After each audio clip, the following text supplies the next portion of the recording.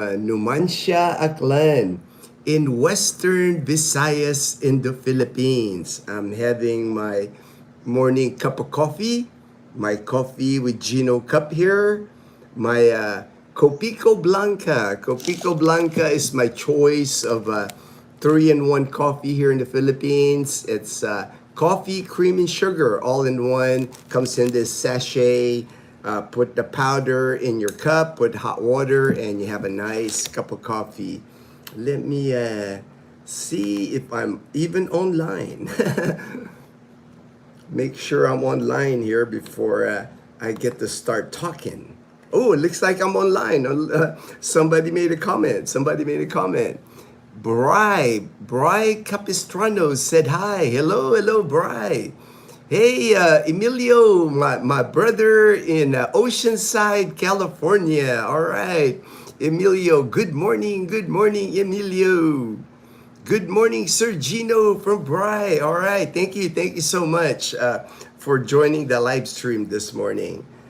Just getting started. I actually wasn't planning on doing a live stream, but I took Leanna to school. I had to drive the car this morning because it was raining this morning. I was like, where did this rain come from? And it's like, we've been getting nothing but sunshine for like the past week here.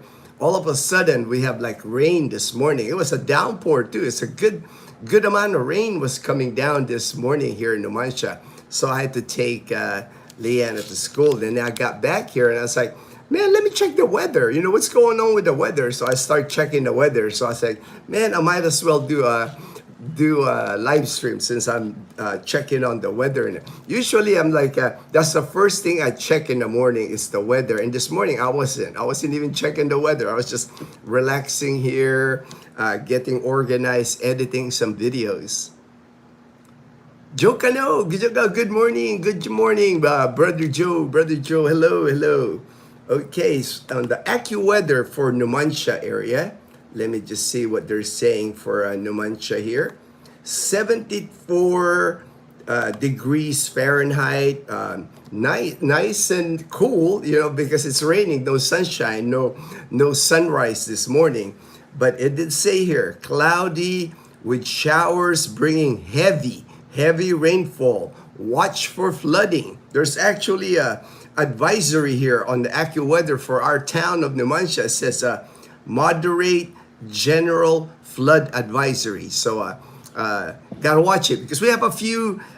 We have the Aklan River, of course, the big river. There's a few rivers here in Numancia that it doesn't take much to have the small rivers, creeks overflow on the road. So definitely have to watch that today. So let me look at the Pag-asa. The Pag-asa is the Philippine weather agency here in the Philippines.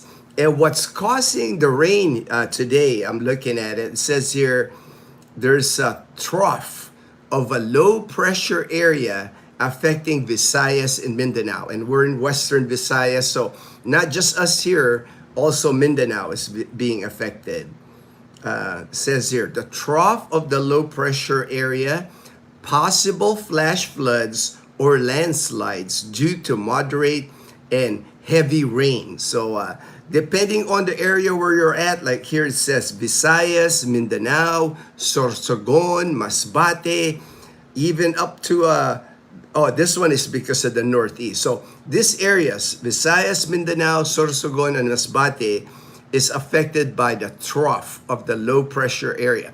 It's not a storm, it's not a tropical depression, it's not a typhoon, it's just a low pressure area. So it's not like I think we're supposed, we've had 2 so far typhoons this year or storms, but this is not number 3, because usually March, like I said, usually by March we're done with all the wet weather. This is kind of like a one-off, I think, just a low pressure area.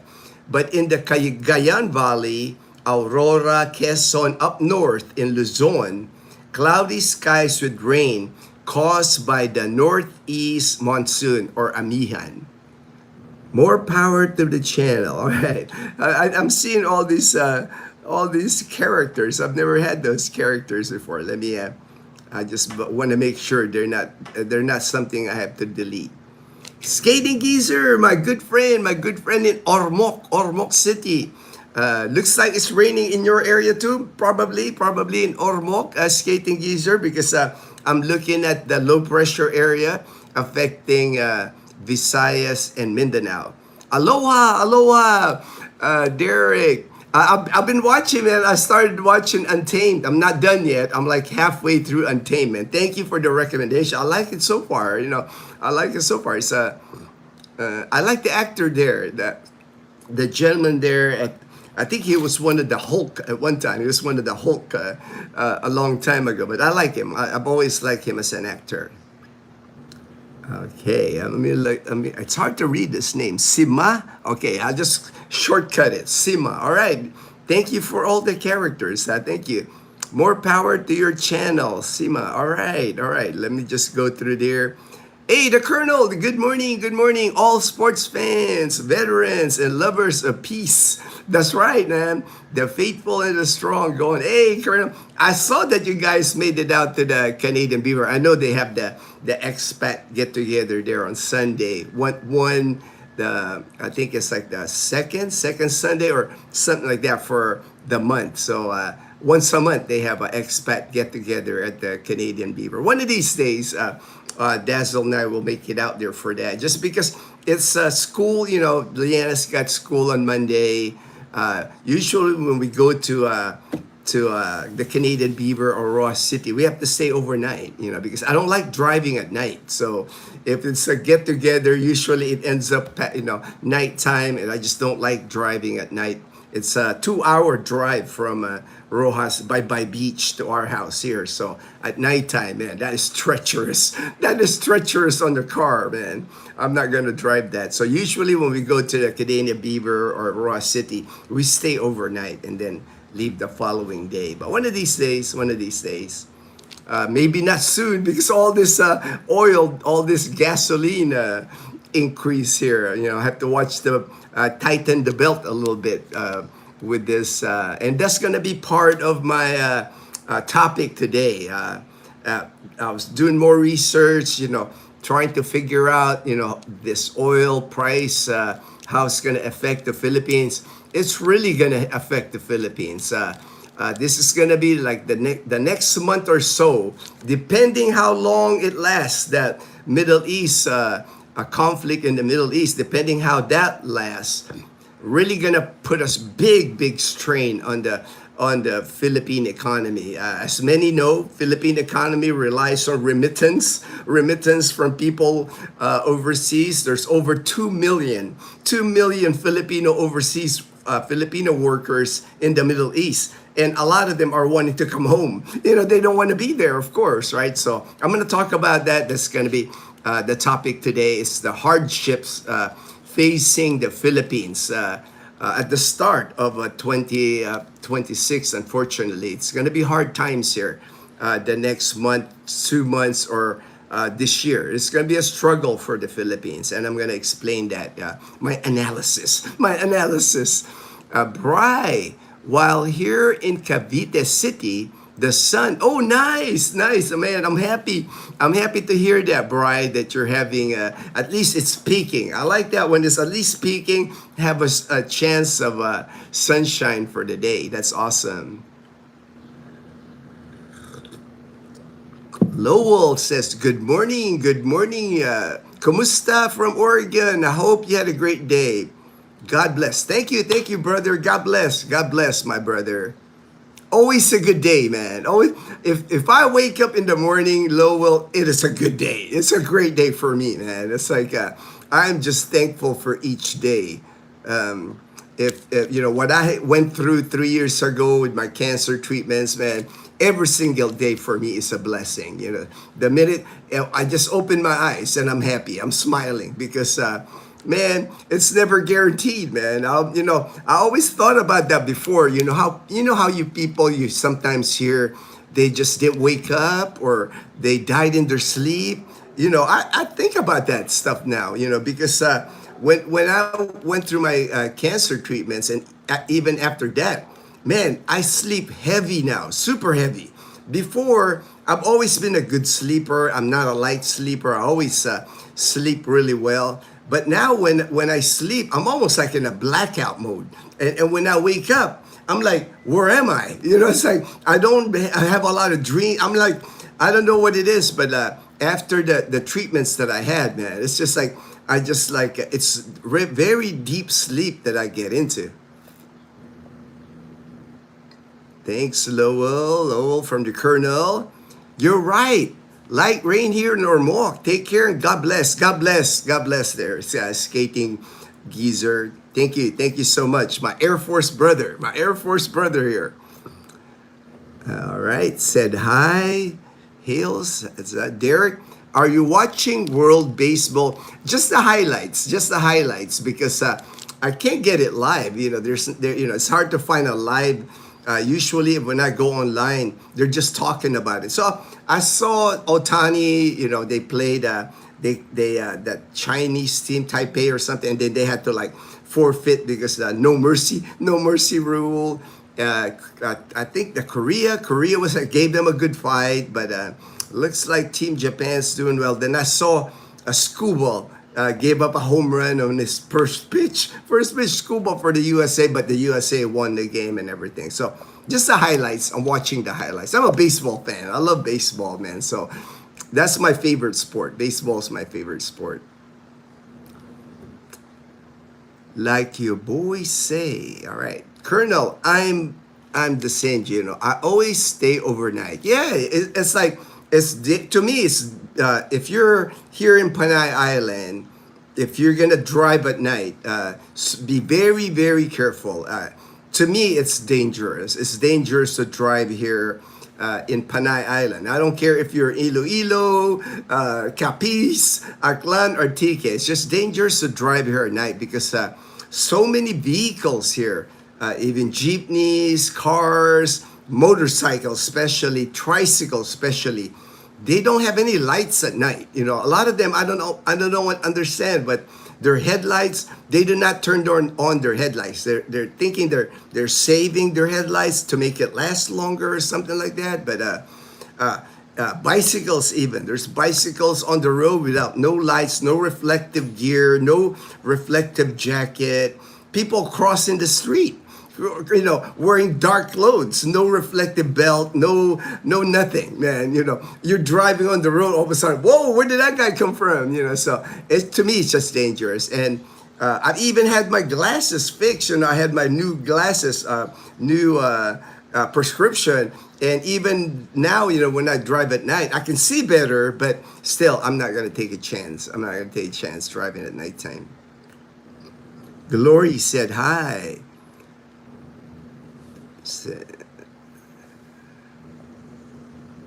Okay, I'm not quite understanding that. What is that?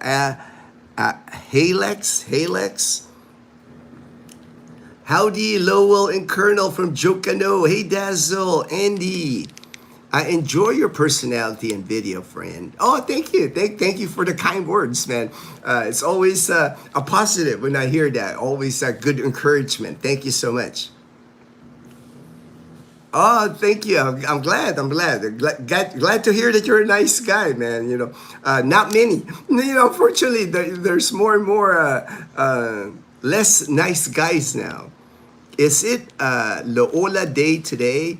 It depends on Dazzle. I think she's gonna sleep in. She stayed up pretty late last night, so it's never.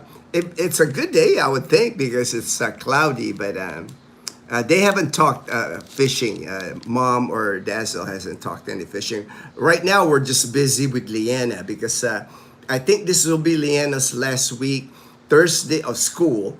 Thursday, Friday, her exams. So we're trying to study for that, for her Thursday, Friday exams. And she's got projects to complete. She took home a project this weekend. She's got a dance in school. So very busy. We're very busy right now with Leanna.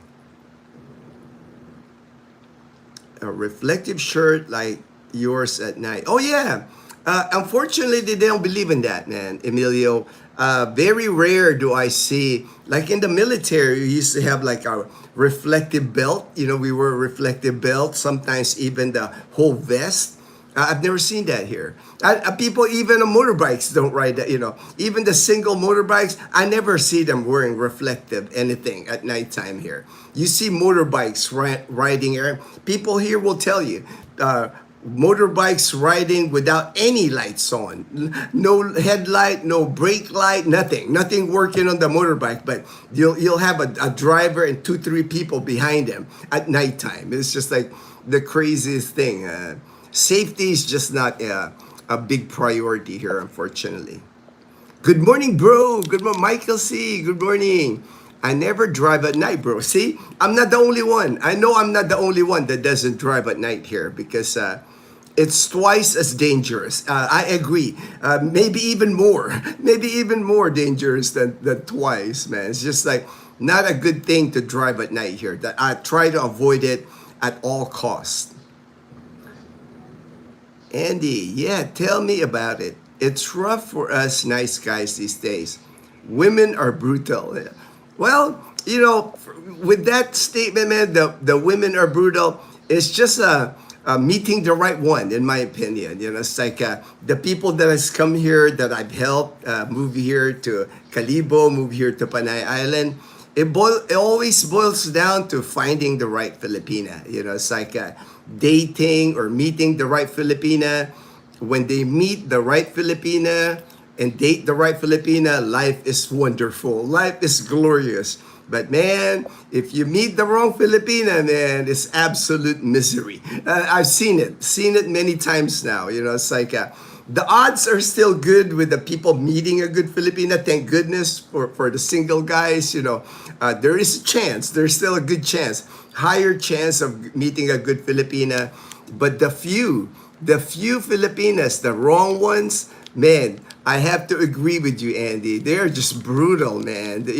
I've seen expats come here with money, go broke, practically heading back to where they came from with no money at all. Just like the Filipina, just like I'm sure it's not all the Filipinos' fault. A lot of it too is like the foreigner coming here with high expectation, or just not prepared, or they get tricked or scammed or whatever, right? Because the bottom line a lot of times is the expats, the foreigner that come here, most of them anyway, are in the fourth quarter of their life. They're older gentlemen, right? They're 50s, 60s, 70s.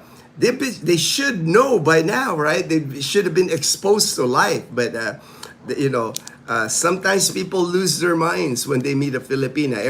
Every rule, every, what is that? Like when you're saying like red flag. No, they just like, they have blinders with all the red flags, unfortunately.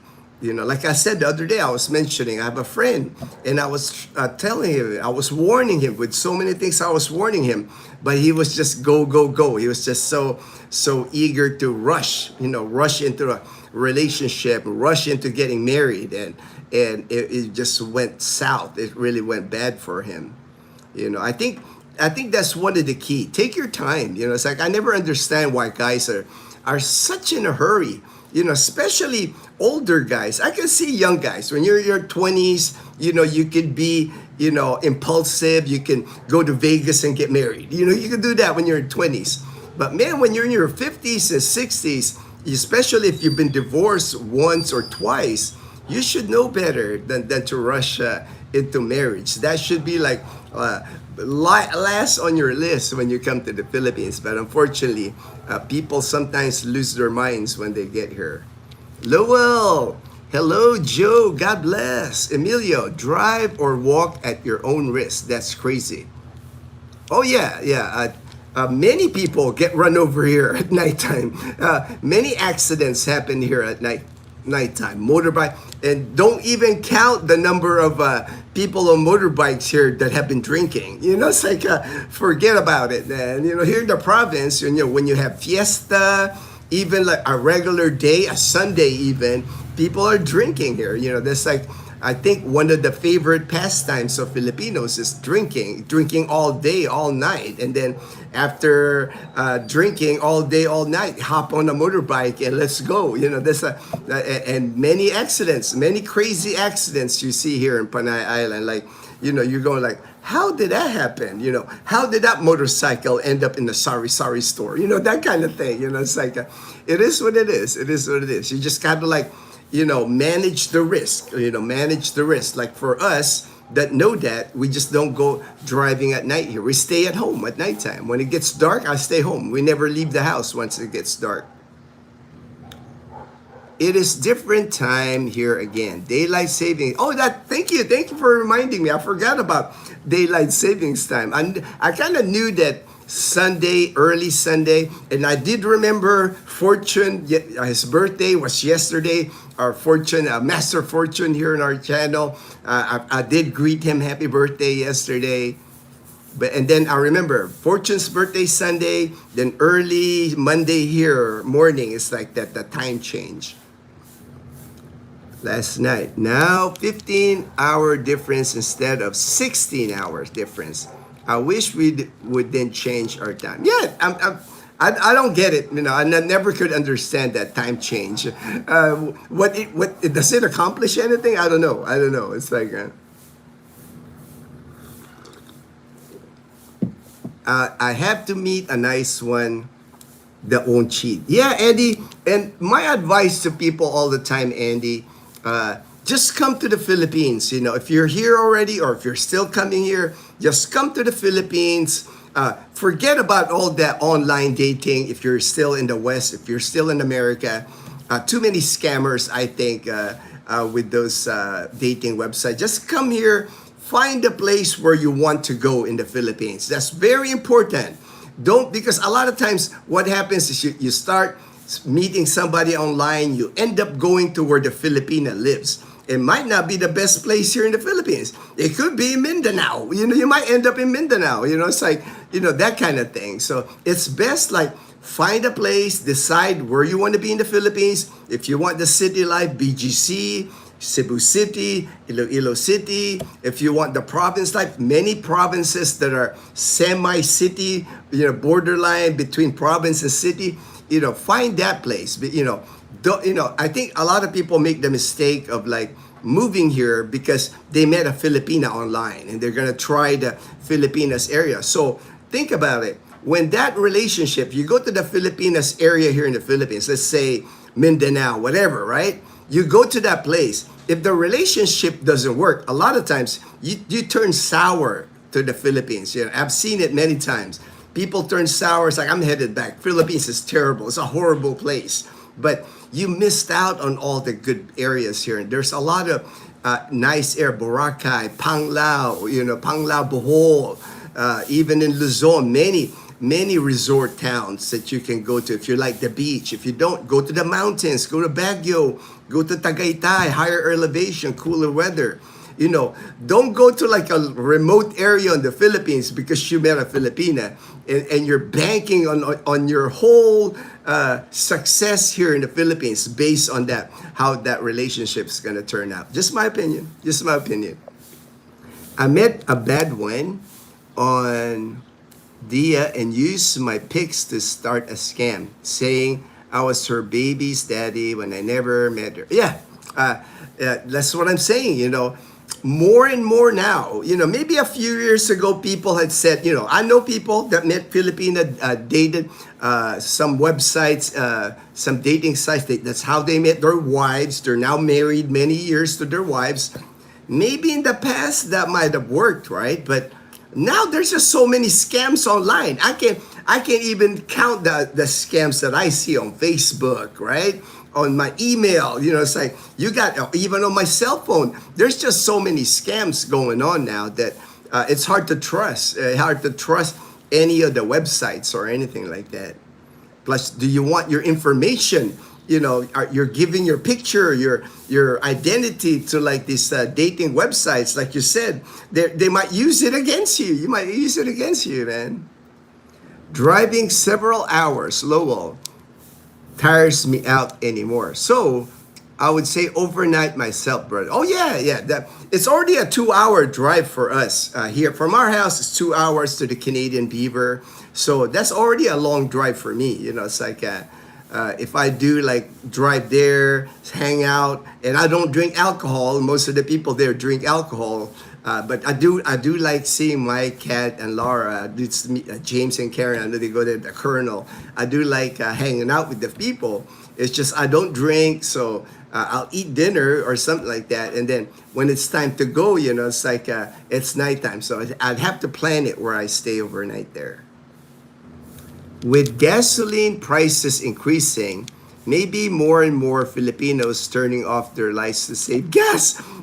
They were doing it before. It might get worse. It might get worse. Skating, you see, Skating Geezer even knows about this, man. I never could understand it with some, because I asked the question, actually. I asked the question to someone. I said, why do Filipinos, why don't they turn on their headlight of their motorbike at night?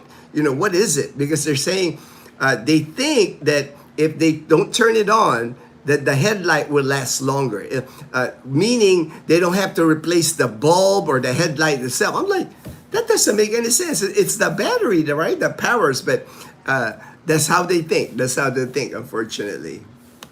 Okay, the dollar. Somebody always asks me about the dollar here in the Philippines. The US dollar right now is 59 pesos flat. No point, nothing. 59 pesos. I'm looking at it as of March 8th, when it closed yesterday.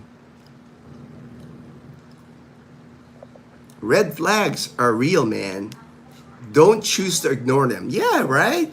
That's the thing. I think most of the people, I'm sure, that end up getting scammed, or people that I've met, you know, very few actually, you know, I think I've had pretty much just one person that I knew personally that got into a bad relationship. But even him, there was many red flags, you know, and I was mentioning to him, he got ghosted, all of a sudden she's pregnant, you know, kind of things. And I was telling him, you know, it's like, I even gave an advice to him, you know, are you sure it's yours? You know, wait till the baby is born and do the DNA, make sure it's yours, because sure enough, you know, when the baby arrived, it wasn't his, you know. So, you know, those kind of things, you know, when you got suspicion, or you're uneasy about something, that should tell you something, where you're not 100% sure with what's going on with the Filipina that you met here. That should be a red flag right there.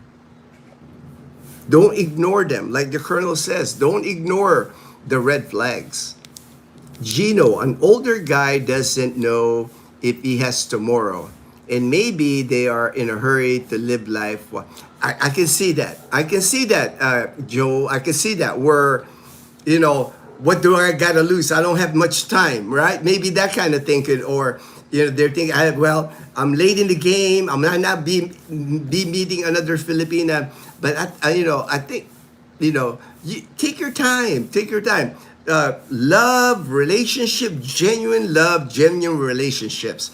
They take time. They don't take a couple of weeks or a couple of months. You know, it takes years to really, know if your Filipina is genuine and solid.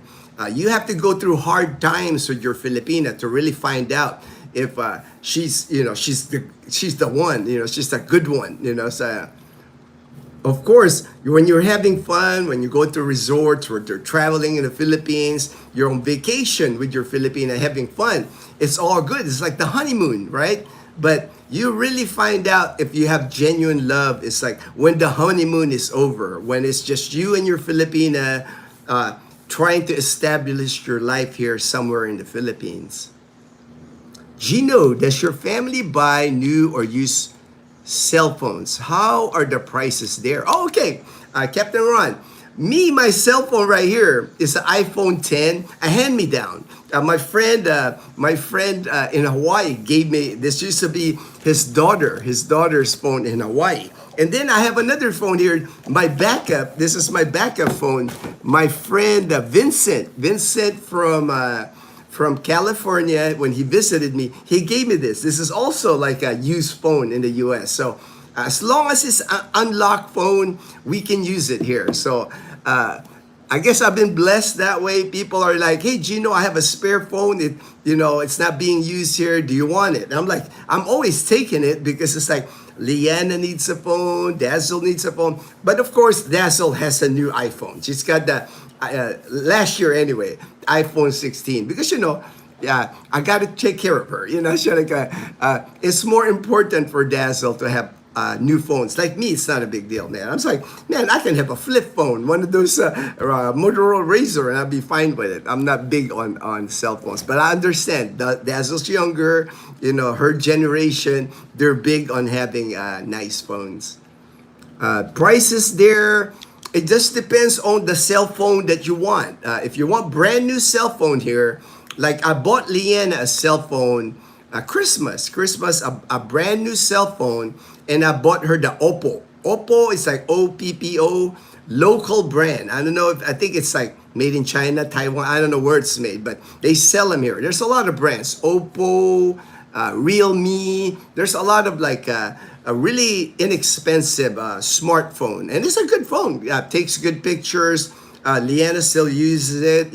I got it for her really, and it costs less than $100 for a cell phone. Now the iPhone, it'll be a little more here actually. The iPhones that are like, if you get the iPhone 17 Pro Max, I'm sure it's a little bit more pricier here than in the US. It'll be cheaper for you if you want an iPhone. But Dazzle phone, she got a good deal because it was an iPhone 16. We only paid like 45,000 pesos at the time, maybe $850. It was like pretty good deal, pretty good, and it was brand new when Dazzle bought it. She's really happy with her phone. What's nice when you can go out at night is you put all the kids in the car and go get ice cream cones. Here, not that I know that's a dynamic that happens in the U.S., but actually hard to find ice cream cones here at nighttime. The ice cream guys here, it's a dirty ice cream. They push it in the cart. They're all around here during the day. We really don't have, like in the province anyway where I live, Aklan province. We really don't have like the Baskin Robin type where you pull in the ice cream shop, a cone. We really don't have anything like that here in at one time there was PL ice cream in Calibo. I'm not even sure if they're open. They weren't doing that well.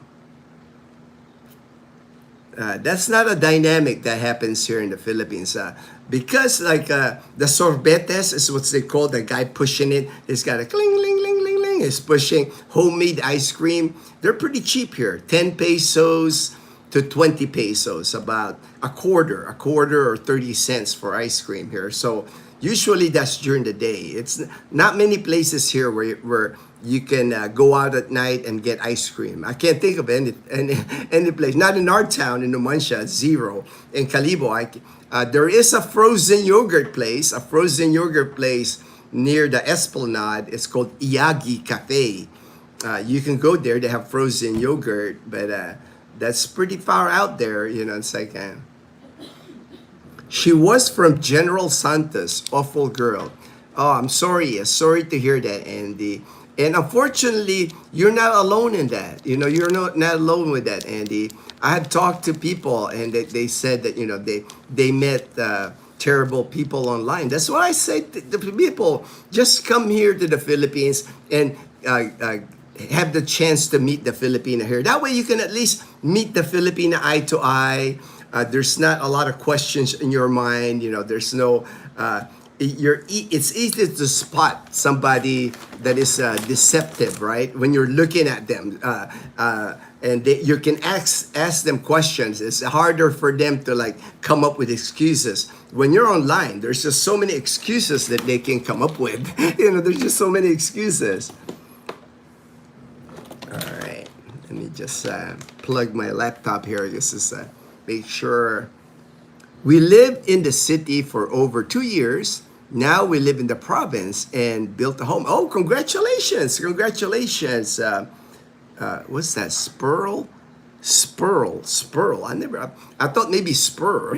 Spurl world. Okay. the Warrior Inc. Newly divorced here. I'm not homosexual, and nothing wrong with being homosexual. You can be whatever you want, but I'm married. I have a wife. We're gonna celebrate our 10th year anniversary next year. The dollar is always higher in the middle of the month. Okay, all right. It will go back down right before payday. The Colonel, I asked the same thing in Thailand about motorbikes driving without headlights on and was told, I'm saving my bat. That's the thing. It's funny, Colonel. They're saving their battery and they're saving the bulb, the head bulb. I'm like, why are you doing that? It's not that expensive. It's like the headlight here, I notice even on the motorbike, it's not like you got to replace the whole headlight. It's usually like a little tiny bulb that you got to replace, man. Good morning, Gino. Happy Malusita, my good friend in Maine. Good morning, my friend. Always good to see you. Always good to see you in the live stream. Lucida and I always like text message each other, or just greet each other like God bless you, have a great day. It's like I can't get enough of that. It's like, to me, I think that's a lost people. That's a lost art already, where people just don't greet each other. Good morning, hello, have a good day. It's like they don't do that here in the Philippines. To me, it was more common when I lived in the U.S. Don't let that surprise you. Like here in the Philippines, if you're walking down the street, you're at the mall, and you say, hey, have a good day, hey, hello, and people just look at you like, what's wrong with him? Don't be surprised, because it's not like, if you're a local, a lot of times they greet each other. But if you're a foreigner and you greet in English, a lot of times you might get a smile. People will smile, but there are people that are just gonna like look at you like, what does he want from me? I preach to everyone, you got to have two phones. Me, the only reason I have two phones, again, it was given to me. I can get by with one phone. I don't really need two phones. I use this more like, I have other contacts. I use it more for my contacts, but one phone should be okay.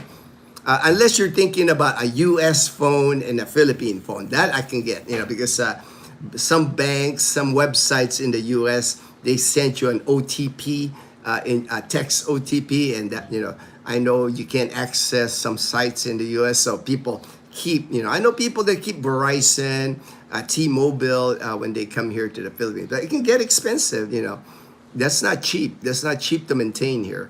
Me, I'm fine. I'm fine with my one phone here. I load it. I spend about 300 pesos a month load on it. I usually use more Wi-Fi than texting. The only person I really text is Dazzle when we're separated, like if she's shopping or at the market or something. Belus, good morning. Wife and I married 6 years this year. Never a honeymoon. We passed it, all right? Never a honeymoon. I still feel like Dazzle and I, we're still on our honeymoon. I can honestly say that, every day is still a blessing. Especially, I think, for us, Belus, when I got sick, those 4 months in Iloilo where I was going through radiation, chemo treatments, that's really when I really found out, man. I made a good choice. I have a good wife, because it was just Dazzle and I going through that. We didn't have family. We isolated ourselves in our condo there. It was just really connected us even closer. And after that, I've just been grateful every single day. Oh yeah, raining here. It's raining. It's still raining here. Belus.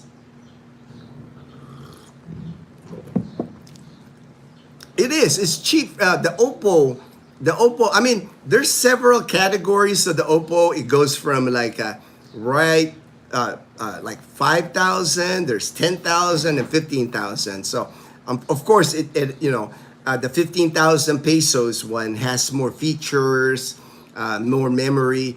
The low end is below 5,000 pesos. But it works great. That's what Leanna, she used it. She's pretty happy with the phone. Young Fresh, I saw a photo today of this Filipino soup called bulalo. All right, you never had bulalo, man. Man, that's like one of the awesome soups here in the Philippines. Bulalo, kansi. Those two things are my favorite soup here. I can't wait to try it. Oh man, it's great. Bulalo is awesome. It's got the marrow, even the bone marrow, all the what are they called? Like ligaments or something. It's not just the beef on it, but like that the cartilage. You know that man. They boil it so much that it becomes super tender. They put cabbage on it. They put string beans, corn.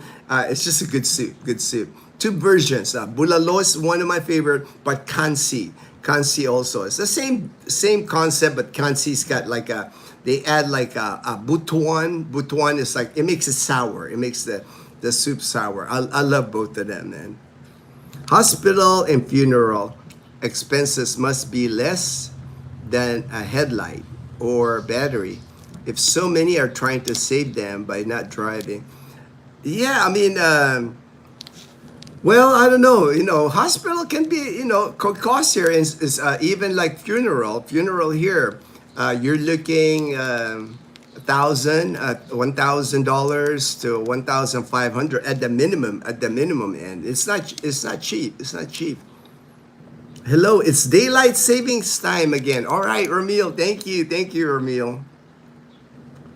President of the Philippines is here in New York. Oh, nice. The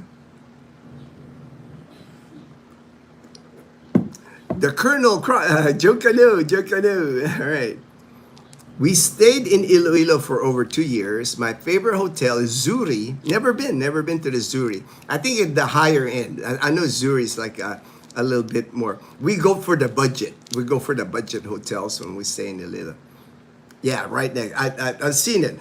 We've stayed more at the Injap across SM, and now our favorite now is the Hop In down the street near the Burger King.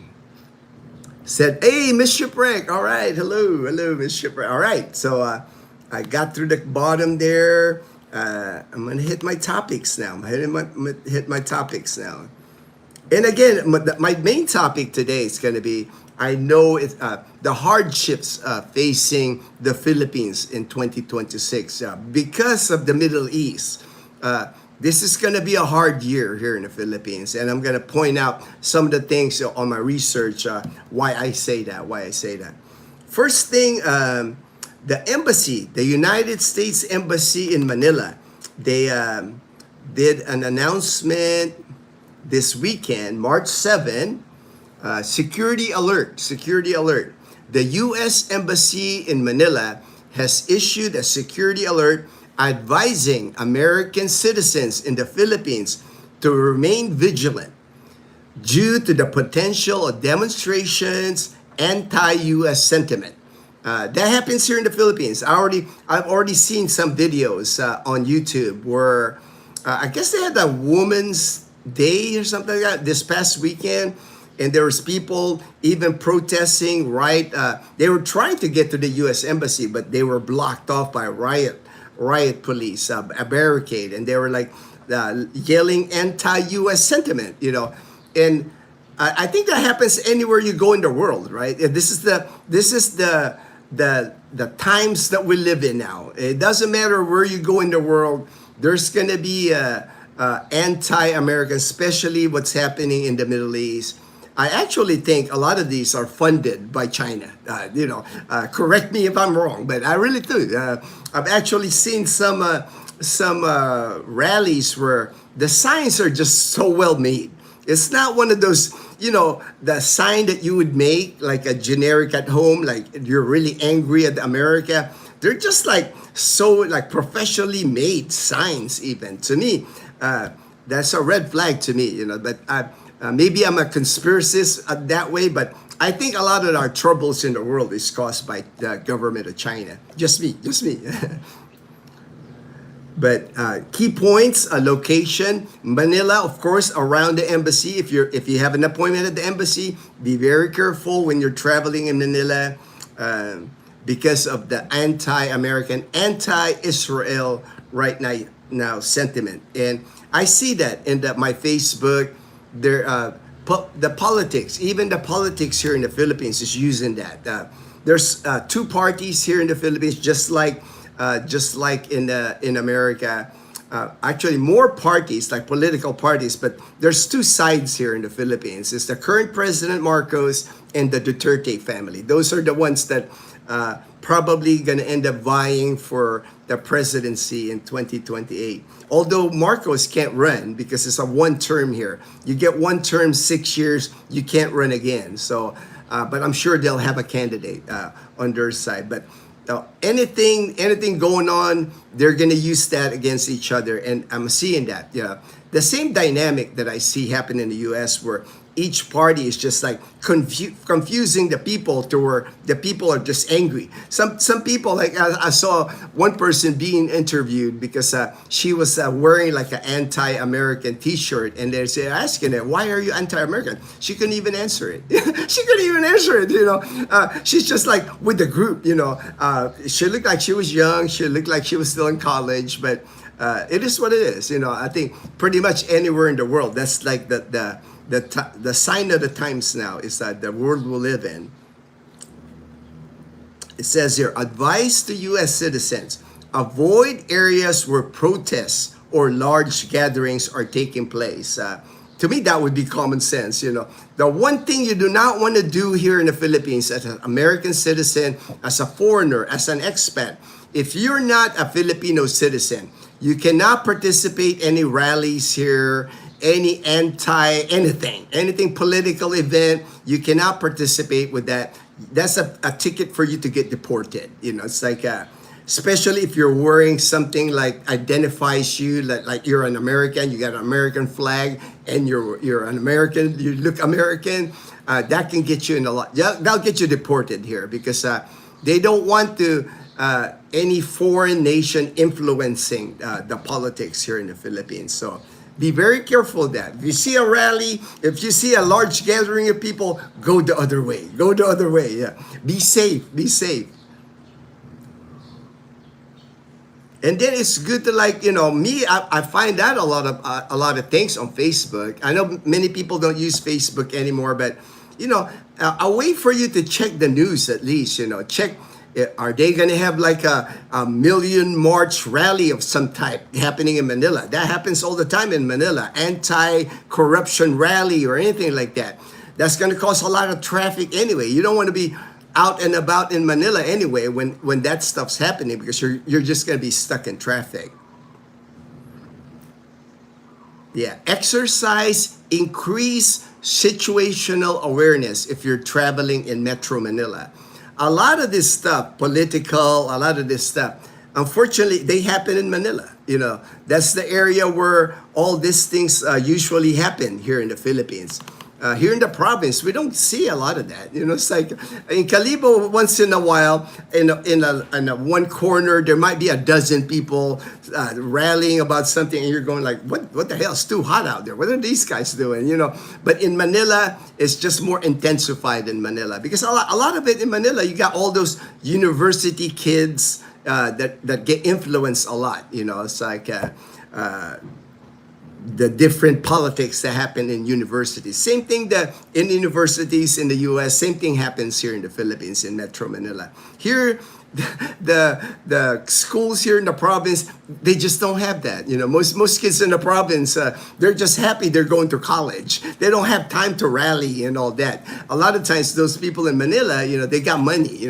These are rich kids. They got, my classmates, the college kids here in the province, they're just thankful they're in college. They're not going to blow their chance by like rallying of any sort. Look at me. Exit. All right. Enroll.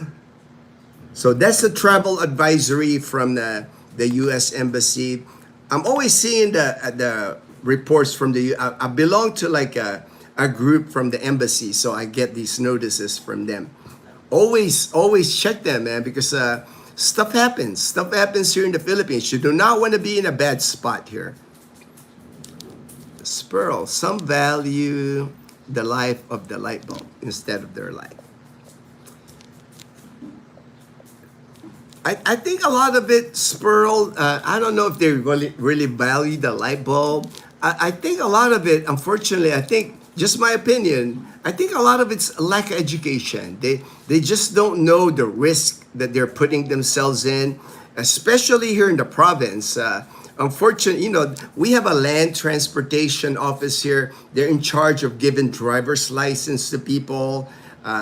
Right now, if you're new to getting a drive, if you've never had a driver's license, you're supposed to attend driving school before you get your driver's license. But a lot of times, it doesn't get enforced. A lot of times people just pay their way to get their license. That happens still. It's like, unfortunately. So, and then a lot of them, half the people on the road don't even have a driver's license. They don't even attempt to get a driver's license. They just get on a motorbike. I see kids here, 13, 14 years old, on motorbikes all the time without helmet and flip-flops. They're learning how to ride a motorbike, and it's the province. That's why it's called the Wild Wild West here in the province. In Manila, you don't see that stuff when you're in the big cities, but here in the province, it's the Wild Wild West here. My dog wants to go outside. Let me, Totoy. All right, Toy.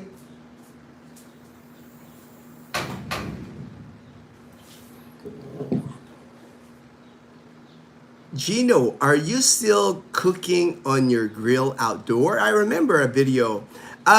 We haven't lately because, we're just getting into the summer season from July to December. It was just rain. It was wet. Even January was wet. Even February, right? I thought we were finally getting like a summer weather here. So, but it's still there. I have that little grill, it kind of rusted a little bit, so I have to clean it up some. But once we start getting good weather, I'll start cooking more barbecue outside. Hello, my friend. You're right. All right. Thank you. Same wolf. Hardships. We already had meeting with Cruz to tighten up. All right, good deal, Belus, right? I haven't had a meeting with Dazzle and Mom, but I think we all know that we have to tighten up. We have to tighten up here in the house. We have to we purchase extra foods, fuels, and saving all rice when harvested for the valley. Only discounted. Good to hear, Belus, because Philippines is gonna experience hardships, and I'm gonna explain why I think. I just don't want to get too behind in. A lot of Muslims in the Philippines also, right? Yes, a lot of Muslims concentrated in Mindanao. That's why Mindanao is kind of like, I've never been to Mindanao. I have no intention of going to Mindanao. I know there's safe places there. I know Davao, Cagayan de Oro. I know that people said. But unfortunately, stuff happens in Mindanao. Not too long ago, somebody shot a RPG, a grenade launcher on a vehicle. Stuff like that doesn't happen here. I've never seen that here in Visayas. Things like that just have a tendency of happening in Mindanao. But a lot of Muslims, and not so much here in Aklan Province, Panay Island. I would say the large concentration of Muslims would be in Boracay Island because they do business. They sell a lot of products, a lot of souvenirs, pearls, things like that. You see Muslims. That's the only time I really see Muslims here in Panay Island. Is in Boracay Island. In the mainland here, I seldom see any Muslims. Nothing wrong with Muslims, It's like but the areas where they usually are, people have a tendency of wanting to stay away because stuff always happens. There's like extremist groups always, like in Mindanao. I think they said that it's almost they're almost wiped out, but they're still hanging out there. The Abu Sayyaf, those groups, they're still hanging out there in Mindanao, unfortunately, and still causing problems once in a while. That's why Mindanao, the U.S. Embassy in Manila, they always have a travel advisory for Mindanao. They always say, be careful when you go to Mindanao. I mean, they can't not let you go there. There's a lot of Americans that live in Mindanao, but the U.S. Embassy always says that be careful. Probably need to avoid those areas if you're American. I would. That's why I've never been to Mindanao. I have no desire to go to Mindanao, Young Fresh. Captain Ron, I'm going to get me a spray on tan before I get there. Blend in like a good weave. Not needed, man. You'll naturally, when you come here, you'll naturally starts getting darker. Most Americans that come here, if they're not tanned, more white, eventually, you'll tan up a little bit because you're gonna be exposed to the sun here. Captain Ron, this one. Hey, good morning, Michael S. The Duke of Duma, my brother from another, the Colonel. Honesty, even when visiting Leyte, I haven't experienced issues against Americans. Yeah, you don't hear it. You don't hear many incidents of against Americans like here in Visayas. I hear more of it, like of course in Mindanao that stuff happens, in Angeles City, and a lot of it is self-inflicted. I think you know how Americans go to the bars in Angeles City and they get carried away, and they get drunk.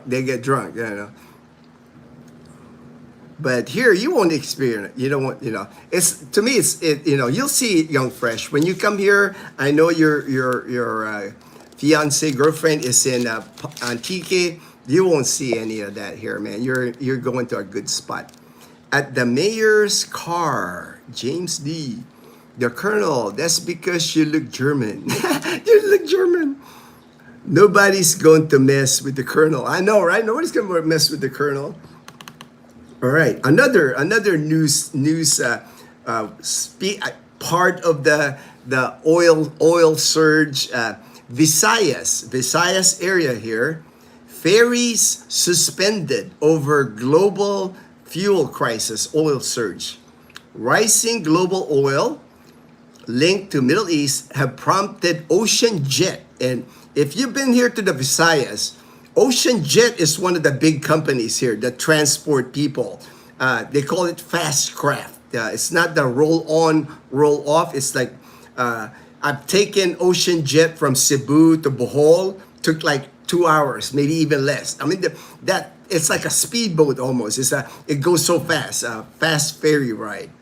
So they're suspending their operation Ocean Jet, several ferries from Cebu to Leyte and Bohol.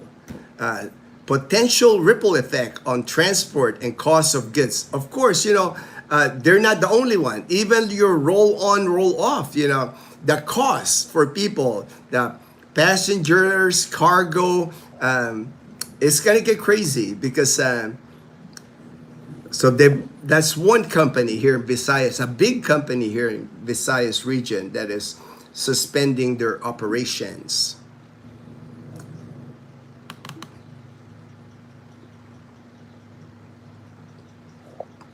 The problem here in the Philippines, that the reason why they're so affected by the Middle East, by what's happening in the Middle East, the Philippines imports almost 100% of crude oil. Basically, crude oil, gasoline, almost 100%. We gotta get it from imports coming into the Philippines. And what's even worse is 90% of it comes from the Middle East. So you can see the impact. And the other thing is the Philippines only have, these are estimate, and I'm sure, that might even be a shaky estimate. We only have like 30 days of reserves, oil reserves. So in 30 days, we can run out. If you can imagine in 30 days, and I'm trying to be optimistic about what's going on in the Middle East. I'm hearing 4 or 5 weeks from the Americans is 4 or 5 weeks operation, but that 30-day reserve here in the Philippines, not looking good, I don't think, right? Even if the operations end, I would say if it ends like at the 5 week mark, that's still over 30 days. How quick are they going to get that oil from there to the Philippines? I don't think it's going to be fast, right? It's not going to be fast. Ports, refineries, even there where they load the oil, they're getting damaged. So it could take months. Man, it could take months. I'm afraid the Philippines will get to the point where we might see, like I said, I'm trying to be optimistic. I don't want to be like a doom and gloom, but we might run out of gasoline. We might run out after 30 days here. We might be out of gasoline here. And that's going to create chaos here in the Philippines. I couldn't even imagine not having gasoline, how the country will function, because even our electricity here is powered by gasoline, diesel. We don't have, they do have some solar, but not much. They do have the wind turbines, but they don't produce a whole lot here in the Philippines. How much did the oil prices jump? Okay, so far, William, for my town here, my town in Numancia, it was, they were selling it about, it had gotten as low at 57 per liter, 57 pesos per liter. It is now over 70. It is now 72, 73 pesos. So from 57 to 73. And this is just the beginning, and they're having trouble because a lot of it, people are saying maybe the oil companies here in the Philippines, they're taking advantage, they're price gouging because people need gas. Over $100 a barrel today. So that's going to increase the price for sure here if that happens. Another problem that the Philippines has is to get this oil from overseas. The Philippines pays in dollars. That's why the Philippines, the reserves in the Philippines is in dollars. They have a big reserve in dollars because they use dollars to purchase oil. Well, the problem is the peso right now is almost at its weakest point against the dollar, and they're expecting the dollar to get stronger. Philippine peso weaker. It's a 59. The all-time high is right at 59.40. So it's almost at the all-time high. It's the value of the Philippine pesos. And then with all the almost 2 million, probably more OFWs, overseas Filipino workers working in the Middle East, a lot of them are going home. A lot of them are like, there's actually controversy here in the Philippines that the repatriation, trying to bring them back here because I can't blame you, right? If you're in Israel, if you're like in Dubai and you're hearing bombs, like I don't need to be a domestic helper here. I don't be an engineer here. Time to leave. And flights are coming into the Philippines with OFWs returning. And with them returning to the Philippines, and then the people that were here waiting to go, they're not going anymore, of course, right? Where's the dollar going to come? Remittance is a big part of the Philippine economy. That 2 million OFWs heading back to the Philippines aren't going to be sending. A lot of times, that one member of the family in the Middle East, in Dubai, working as a domestic helper, a lot of times they're supporting a whole family here in the Philippines. Mom, dad, kids, going to college and everything. That one income is supporting a lot of people here. So it's kind of like a domino effect. It's like it's going to affect a lot of people. That's why I'm saying, even here in our community, Camellia Homes, a lot of these homes that are sold here, these are overseas Filipino workers living here. The mom or the dad is overseas in the Middle East or on a ship or somewhere, an oil tanker, whatever, and they're sending money here. Well, if that job is closed, how are they going to afford these houses here that they bought, the nice vehicles that they bought here? A lot of people will be affected by this. Gone from 50 peso to 70 peso in Bukidnon. Yeah. Actually, yesterday, my friend Alan from Texas, he has relatives in Boracay. It's over 100 in Boracay. Boracay is a tourist destination. It's an island, so their gas prices in Boracay are always like 20 to 25 pesos higher than the mainland here. And he told us on the live stream, his relatives in Boracay are already saying 100 pesos a liter for gasoline in Boracay. I need someone to help me, boss. The boss. All right, what kind of help? What kind of help? I don't know what kind of help, boss. William. Phil McLeod. Dole's largest plantation. Yeah, in Mindanao. I know the Dole, very popular, very famous Dole plantation. Mindanao. I have 2 hectares of papaya north of Jensen. Never had. Yeah, I hear many people, Phil. You're not alone. You know, it's like I hear it all the time. Many people live in Mindanao. Never had any issues, but there's also that U.S. advisory not to live there, right? Or not to travel. I mean, you made that choice that you feel safe, and I'm happy for you that you did that. You know, it's like we all, you know, we're all entitled where we want to live, but I made a choice that that's not one of the places that I would visit here in the Philippines. Captain Ron, LOL, Young Fresh. Hopefully, with all the gas they found in the Philippines, maybe export oil. It's the gas that they found in the Philippines, Malampatay East. It's a liquid natural gas, LNG. It's not oil. It's not oil that they found. It's more like propane. It's more like they can use it, but they still have to extract it. We're a long way. It will help like the electricity here, but we're still years from that helping. It's still in the ground. They still have to like find a way to like get it out of the ground. So it's not crude oil, that gasoline that they found in Malampataya East. Invest in some butane gas canisters. You know, we do electricity, that one burner, but we do have one burner butane, because when the power goes out, that's how we cook. We take out our it's a one burner stove, kind of like a camping, and we have butane cans that we used to cook. And then hey, we even have like outside we have the clay pot too, where if you want to use wood or charcoal, we can go there. So it's not. The one thing about us here in the province, and that is our advantage living here in the province compared to if you live in Manila right now, you're going to get hit hard. Metro Manila people, I have classmates, I have relatives that live there, they're going to get hit hard because your public transportation is going to increase in Manila.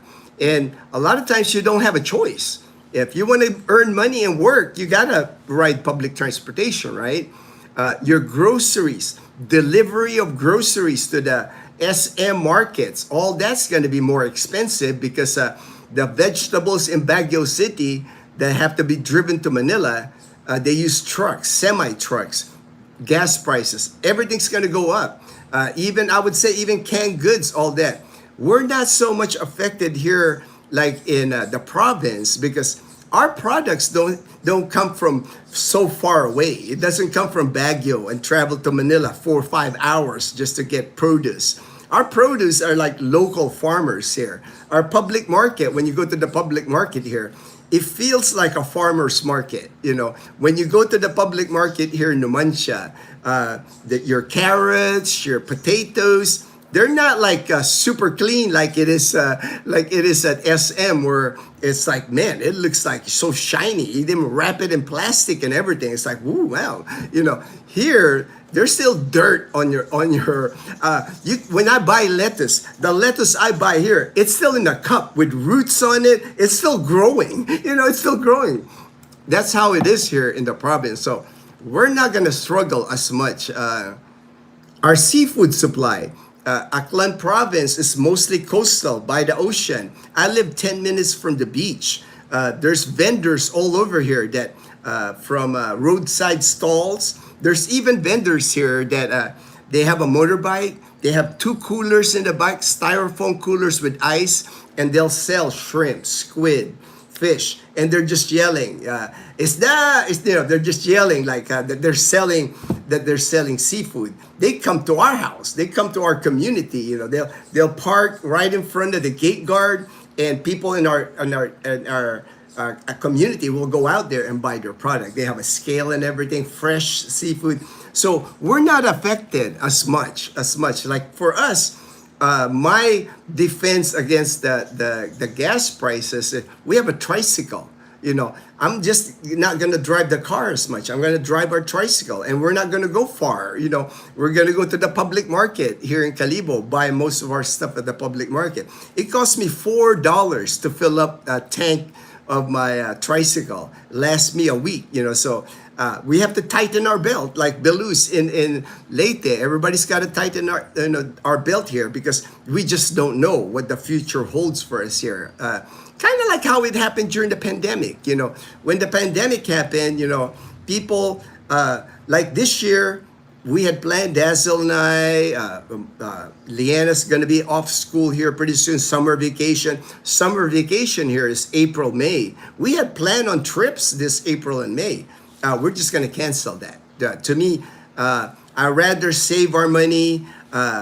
It's going to be tricky anyway to spend a vacation this time, right? Going to like resort towns or traveling far, island hopping on our car, going to Negros Island, Guimaras Island. It's just going to be tricky because like, what if there's no gas? What if I go to like Negros Island and it's time for me to go back to Panay Island and there's no gas? I can't get gas for the car. So just to me, it's not worth it. This summer, we have a beach 10 minutes away. We still have Boracay Island. We're only an hour and 15 minutes away from Boracay Island to Caticlan. So we can still manage that. That's not too far. I can, as long as I have full tank of gas on our Toyota, I can at least go there and back and still have half a tank left. So to me, it's just so many unknowns.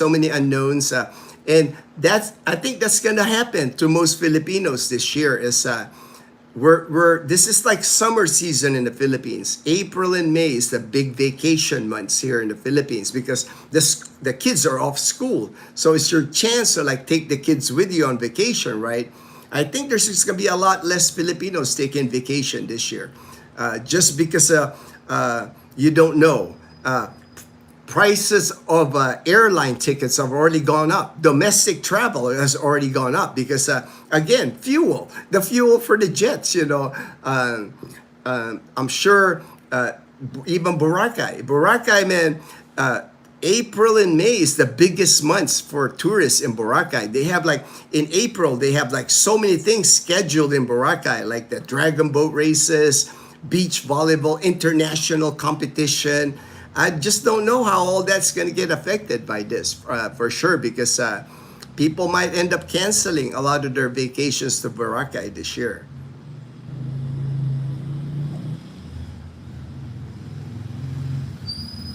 All right. I think I hit that 100% of our oil comes from the Middle East. 90%, unfortunately, comes... all right. Oops, somebody's out there. Our water. Somebody's picking up our water. Okay. Okay lang, boss. All right. Our drinking water. The guy that picks up our drinking water picked up our empty canister. Diesel up to, wow, 90. Wow, Belarus. How much was it before? Because I know it wasn't 90, man. I know. I think I saw diesel the last time I looked in at the sign. It was 75 here in the Mancha. I mean, that's a couple of days ago. I don't know now how much. That's how crazy the prices are going up here. I mean, actually, some of the gas stations here, they even took down their sign. They can't really keep changing their price. They just took it out. There's no price. You have to go to the pump and look at the pump and see on the pump how much the gasoline is now.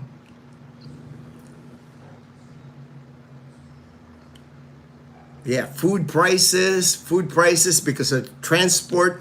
like I said, the people living in the cities, they're gonna feel it more than the people live in the province, because the people live in the cities, their food is coming 4 or 5 hours, sometimes even farther away, to from the source.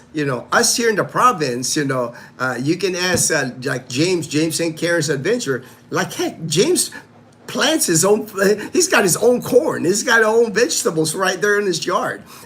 Even if I go to like Balete, where James lives, there's like roadside produce, tons of roadside produce. People's planting it, and then it's like, here's their farm. They put like a sari store in front of their farm and selling their goods, so they don't have to travel. They're not affected by.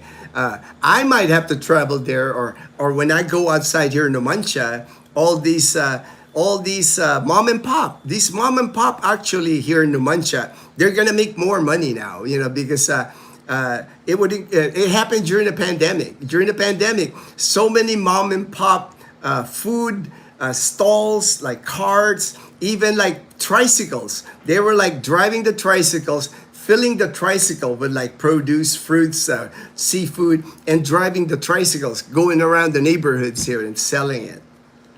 Which is good to see, man. I like supporting the mom and pops.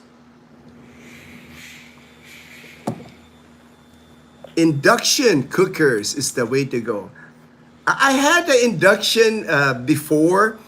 What I found out, Young Fresh, maybe it's because of the electricity here. The electricity here in the Philippines is inconsistent. It powers out. Sometimes there's a power surge.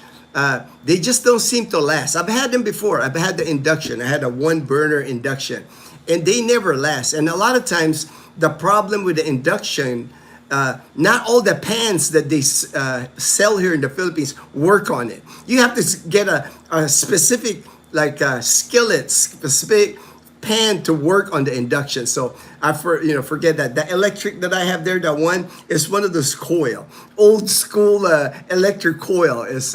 But it works good. It's Hanabishi is the brand.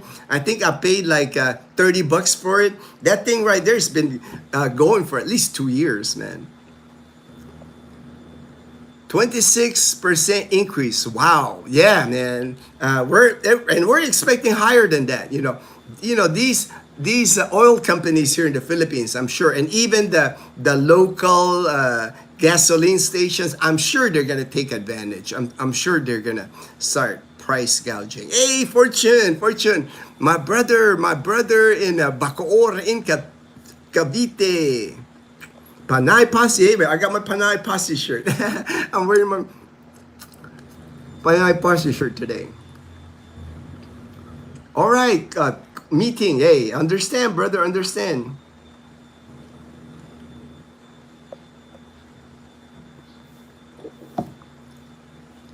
About WTI, about 110. I don't know what WTI. Is that like the barrel for oil? I know it had reached $100 a barrel, so 110, man. Oof, man. Good AM, Joe, Emilio, Captain Ron. In 2008, gas was $4 in Texas. We got over it and went down. Yeah. I think the U.S. You should be okay in the U.S. just because I'm sure U.S. has more oil reserves, more than 30 days that the Philippines has, man. And different sources, different sources of gasoline. Here in the Philippines, we're just so reliant on the Middle East, and 90% of our of our crude oil comes from the Middle East. So we're just so reliant on them. Good morning, Fortune. Good AM, Karen, Lucita, Belus, Young Fresh. Go to Diego Garcia. They can go to Diego Garcia. Good AM, Mike. Duca Duma. Phil, I bought oil stocks in 64. Oh, great. Good to hear. Good to hear that, Phil. Good AM. William, Phil, Fortune. Good day, I'm Derek, Captain Ron. Happy birthday, Fortune. Did you have? Oh, that's right. I did mention it earlier. Happy birthday to Fortune. I greeted him yesterday. Oh, I'm sure Fortune got presents, man. Good morning, Master Fortune. Good morning, Fortune. Happy birthday, belated birthday. God bless. They're domestic helpers in Hong Kong also. Yeah, I'm pretty much domestic helpers, They're everywhere. Hong Kong, China, Singapore, Thailand, Middle East, like I said before, people is the number one export of the Philippines, man. We just export a lot of people all across the world. I am Canadian. The world loves us. I am Canadian. Oh, okay. Happy for you. Happy for you that the world loves you guys. John Vasquez. Sir, good morning, Gino. John Vasquez. Gino, you're loaded. No worries, my friend. I'm loaded. I'm loaded. I don't know if I'm loaded. I'm not worried. Serious, it's like I'm prepared for anything here in the Philippines. It's like nothing's, even all this oil, whatever, I'll just stay home. It's like, the public market is like less than a kilometer away. I mean, we can ride our tricycle, our motorbike. I can walk. It's not an issue as long as we're solid. Dazzle, Leanna, Mom, we're eating. We have a roof over our head. We got food on the table. That's already a blessing. I'm not worried about all the other stuff. Not being able to vacation this year just to be prepared, just to save money, that's not a big deal to me. Same thing with Dazzle. It's just like we're happy. We have a new puppy. It's like Kal-El keeping us busy and happy, so no biggie. Have they tried developing geothermal generators? They do have geothermal here. I do know there's some waterfalls but not enough to power. Not enough. It's not. We don't have like a Niagara Falls. We don't have anything like that. Not enough to power. It's like if you ever come here, Lowell, the electrical system here in the Philippines is so outdated. Some are still running on diesel engines. It's just so outdated because I think a lot of it. The companies want, the people in charge, the people controlling the price of electricity, they wanted to keep it outdated. Just my opinion, because they can charge us more. That's why electricity in the Philippines costs more than anywhere that I've lived in the world. It just costs more here, electricity, because a lot of it is just not efficient how they get electricity. That's why we have so many power outages here. Part of living in the Philippines is getting used to power outages. If you're not into power outages, if you can't handle power outage, that you can get your own solar. A lot of people I know get their own solar, but for most Filipinos, solar is not an option because that's a lot of money. Even now, it's come down in prices, but for a lot of Filipinos, solar is not an option because putting food on the table is more important to them. Having no electricity, many Filipinos don't have electricity, especially here in the province. I know that people still have like the gasera, the gas makes that noise. That's their only light. There's a lot of bamboo homes here, nipa homes here that don't have electricity here. That still exists here in the Philippines. Right, Gino, on buying veggies at the market. I used to frown when I was paying for the dirt on the carrots. I know, right? But for me, I'm happy to see that, man. When I'm looking at the carrots and there's still dirt, when there's still dirt on the potatoes, I don't mind that at all because at least I know that they just picked that. They just got that from somewhere here. It's not one of those super clean. I think they even put wax on it to make it really shiny, wrap it in plastic, and they charge you double or triple the price of the public market once it gets to SM, right? And sometimes, there's even like what's that mold looking thing? It doesn't even look fresh once it gets to the supermarkets. I prefer fruits and vegetables. We buy it at the public market. We rather support the mom and pop than the big SM corporation. maybe a good idea to invest in electric scooter or bike. Yeah, there's plenty of that. The electric bike, electric scooter, they're popular. They're popular here, Young Fresh. Seeing more and more of it. Me, I have a bicycle. I have a foldable bicycle. It used to be Dazzle's foldable bicycle, but I'm riding it more now. So I can ride the bicycle to the market, not a problem. I can ride the bicycle to the fruit stand, to the vegetable stand, to the egg stand. So not an issue with me. Get my exercise, man. If you play your cards right as an expat on fixed income, you will benefit in time. Exchange rate, purchase power, hard times, and trade. Stay eyes open to purchase this land.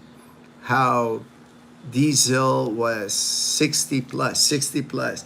Oh yeah, Belus is what Belus is trying to say here is a lot of Filipinos unfortunately get into a bind here in the Philippines, especially like if a family member gets sick, an elderly person, their grandma, grandpa, lolo, lola gets sick. For most Filipinos, they don't have health insurance here. Even PhilHealth. Not every Filipinos have PhilHealth because you have to pay into it. It's like I said, Filipinos are just skipping by. For most Filipinos, it's like the way Filipinos are, they're living day to day, practically living day to day, a salary day to day. That's why here in the Philippines, you see so many of these sachets, right? Like this is a sachet, coffee sachet. You can buy this for between 8 pesos and 10 pesos for 1 cup of coffee. Same thing with shampoo. You can buy like one use shampoo, like a sachet again. I've never seen that when I was in the U.S. Usually, when I buy shampoo in the U.S., I'm buying like the gigantic Costco one, right? That way I don't have to keep buying it. Here in the Philippines, the economy here in the Philippines work on these little tiny sachets. Shampoo, what else? Even laundry soap. You can buy laundry soap in a sachet for like one load or one wash. Even oil, cooking oil. They'll wrap the cooking oil into like a little plastic bag and sell it to you. Because again, Filipinos, man, they're just trying to get by. They're living day to day, man. When you go, when they work here, especially here in the province, the pay here is not the same in Manila. Manila higher. I don't know. Fortune might tell us how much the minimum wage in Manila is. But here in the province, man, there's still people getting paid like 350 pesos a day, $6 to $7 a day. And what can you do with $6 or $7 a day? And they don't even like get paid like, that's why most of us, we get paid monthly with our pension or bi-monthly. At least you get that big payday and you buy all your groceries, right? Here, man, they're earning day to day. And so that's why it created this sachet economy. They only have enough money to buy like 1 cup of coffee. 8 pesos. That's all they can buy. They can't buy like the big Folgers, with the brewed coffee. That's why any increase here in price, a 25% increase on goods on like anything. Man, it hurts. It hurts a lot of Filipinos. People here, guys like Belus, man, they know this. He's got workers where he is at that are like barely getting by. Will run out of rice if Belus didn't provide them with cheap rice. Colonel, bought fuel yesterday in Iloilo, 60. Oh, nice. Good to hear. The gasoline in Iloilo, Colonel, always cheaper than here in the province, than here in Aklan. The city prices are always, I don't understand that, but it's always been like that. When I go to Iloilo City, I always fill up my tank because I know the price there is always lower than the price here in Aklan. Where my main home is in BC, British Columbia. Gas 1.7. All right, Phil. Happy birthday, Fortune. God bless. Happy birthday, Fortune. Mr. Big Slick. Hey, I haven't seen you in a while. I haven't seen you in a while on the live stream here. Thank you. Thank you. Good morning, Gino. Bob D from Rhode Island, living in Silang. Yeah, I haven't seen you. I know you comment on your live stream, but thank you. Thank you for joining the live stream today. You got to be frugal. Oh yeah, that's me, man. I'm all about frugal. That's why I've lived a good life here. That's why the last 15 years I've only been living on my military pension from the United States Air Force, and I've been able to build a nice nest egg. Been able to pay cash for my vehicles, land. We bought land. If you're frugal here in the Philippines, you won't have a problem here. As long as you got some type of pension coming in. I always just tell people, whatever pension you got coming in, just live below that. Live below your means, Don't live right at or higher, or you get in trouble, man. But as long as like whatever income, whatever pension you get every month, you're living below your pension, living below your means, man, you're gonna have a great life here. You're not finances is not gonna be an issue. Like me, I could still live the way I could, we could still go on vacation, but just for my peace of mind, I'd rather just hold off because, we're on permanent vacation anyway. I'm on permanent vacation anyway. Going to a place, going to like Negros, going to Dumaguete, going to Bacolod, it's just a luxury for us. It'd be nice to do it this summer vacation, April or May, but if you can't do it, it's not going to hurt my feelings. There's still stuff that we can do around here that's not going to cost us as much. I just want to be prepared just in case this oil thing lasts more than a few months. If this thing lasts 6 months to a year, I want to be prepared for that. I don't want to be put in a bad situation. $3.20 a gallon here in Texas. That's still a good price, right, Captain Ron? That's a good $3.20. It's not bad. Already have plans to visit family in Louisiana and Missouri. It is what it is. Yeah, but I've seen, during the pandemic, I remember prices higher than $3.20. Maybe not in Texas, but I know in California, right? California's got like insane amount of gas prices. Yeah, it's like I said, domino effect for food prices because higher fuel prices for trucks that deliver the goods, vegetables from Benguet, fish from the coastal ports. Like if you're living in, let's say you're living in Pampanga, in Angeles City, Pampanga, there's no water in Angeles City, Pampanga. Maybe fish ponds, you might have fish ponds for tilapia or bangus. But if you want like seawater, seafood, it's going to come from away from you. If you're living in Angeles, it's got to be trucked to you. So the additional cost for the trucks is going to raise the prices for sure. Rice deliveries from the markets. People in Manila, last time I checked, they don't have rice fields in Manila. I don't know. It's the concrete jungle, right? There's not a lot of rice fields in Manila. Well, here in the province, like I said, we're like immune to that because right outside the gate, when I come out of the gate of our community here, there's already rice fields. Actually, Makato, the neighboring town, our neighboring town in Numancia, they have a tomorrow and the 2 days. They're selling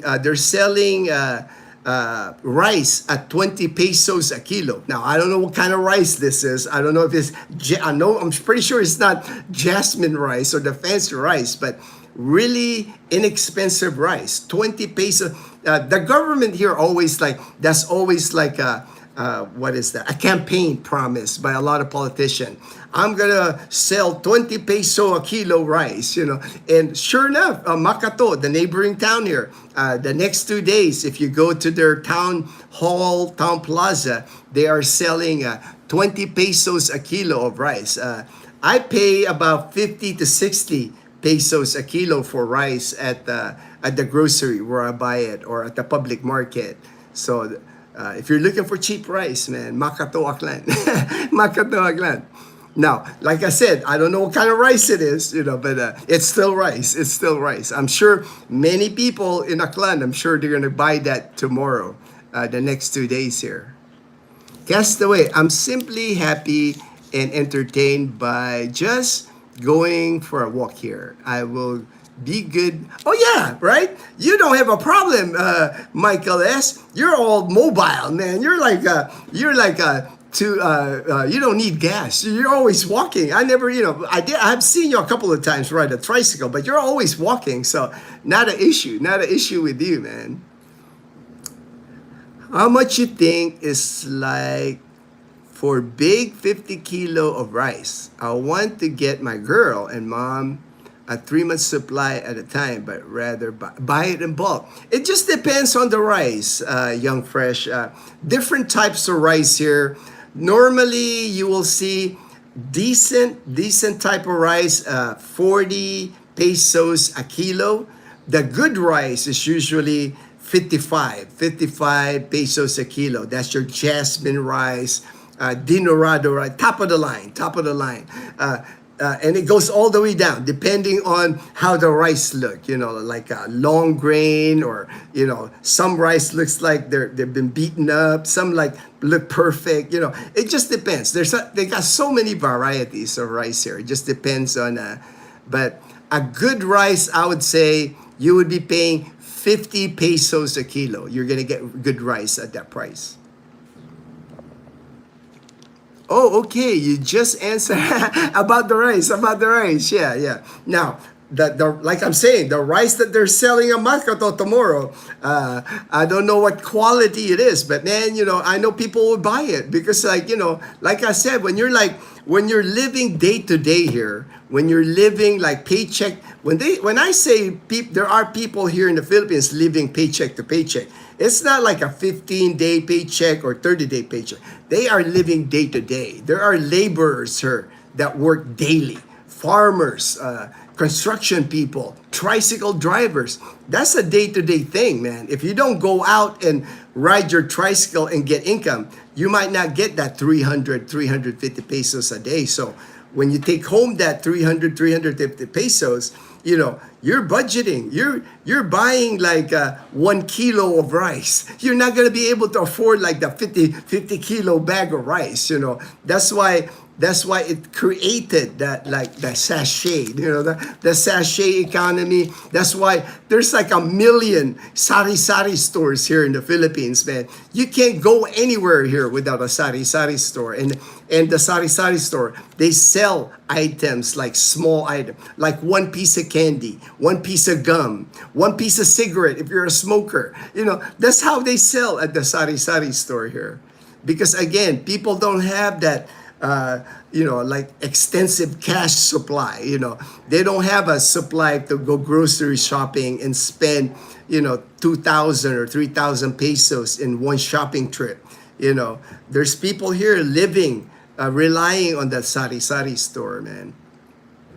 True, Gino. Just need to replace the thread on my shoes. Yeah. You ain't got no problem, man. You're low tech, man. You're low expense, man. You don't run on oil or gasoline, man. You're like, it's just the shoes, man.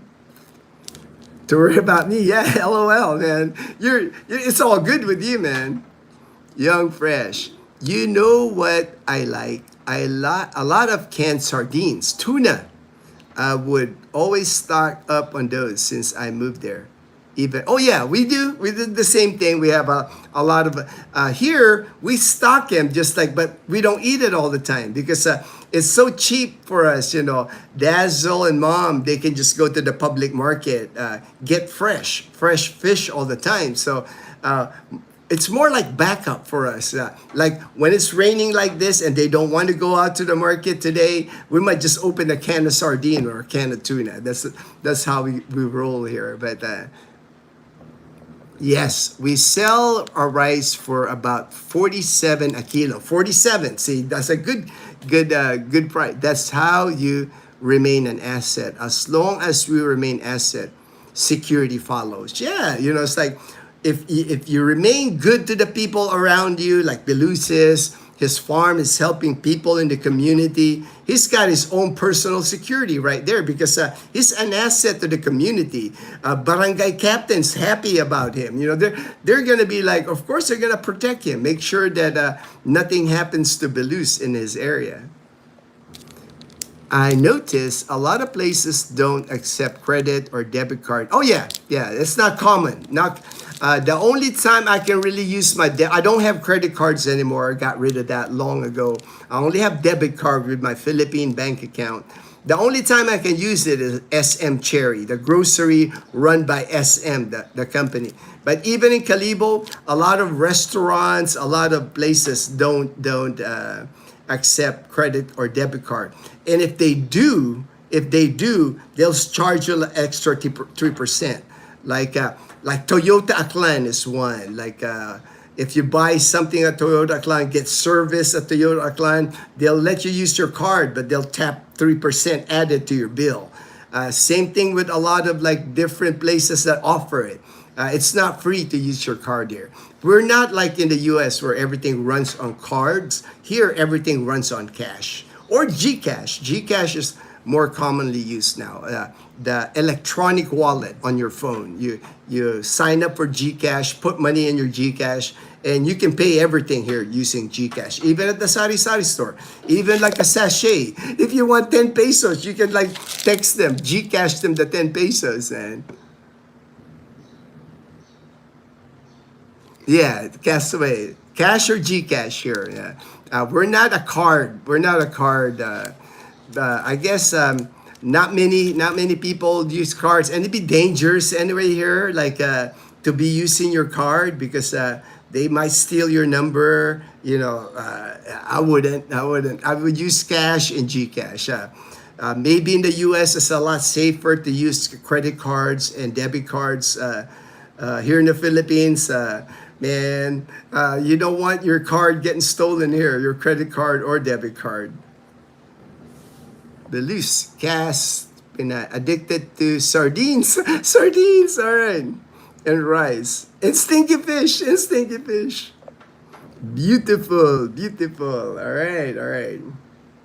Food shipments, oil, and I already mentioned how the peso, because we have a weak peso, strong dollar, and US dollars are used by the Philippines to purchase oil. So that even exacerbates the problem. And there's going to be less dollars coming in on remittance. You know, it's like when you got 2 million people in the Middle East thinking of going home, they're slowly coming home to the Philippines. That's a lot of lost money for the Philippines. A lot of those overseas Filipino workers coming back here and they're not working overseas and not sending dollars to the Philippines.